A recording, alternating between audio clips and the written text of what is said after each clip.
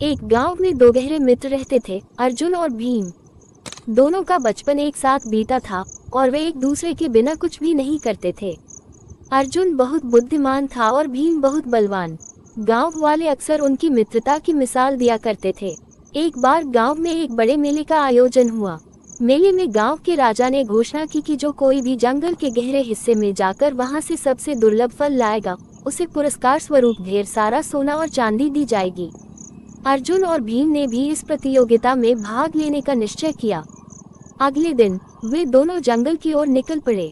रास्ता कठिन और डरावना था, लेकिन दोनों मित्र बिना रुके आगे बढ़ते रहे।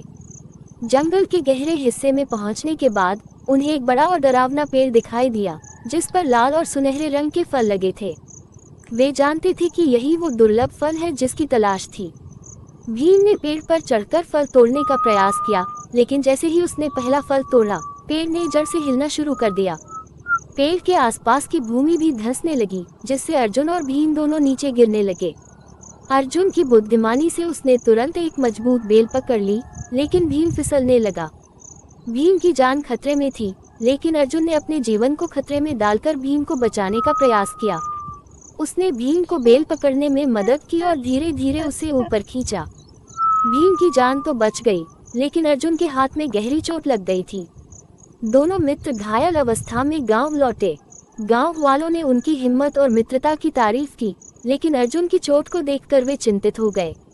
राजा ने जब उनकी कहानी सुनी तो उसने अर्जुन को पुरस्कार देने का निर्णय किया, लेकिन अर्जुन ने वो पुरस्कार लेने से इनकार कर दिया।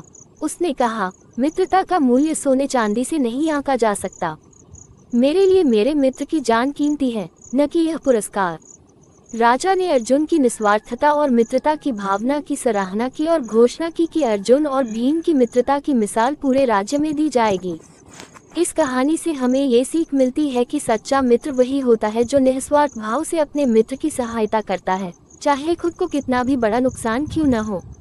धन, दौलत और पुरस्कार तो जीवन में आते जाते रहते हैं, लेकिन सच्ची मित्रता अनमोल होती है।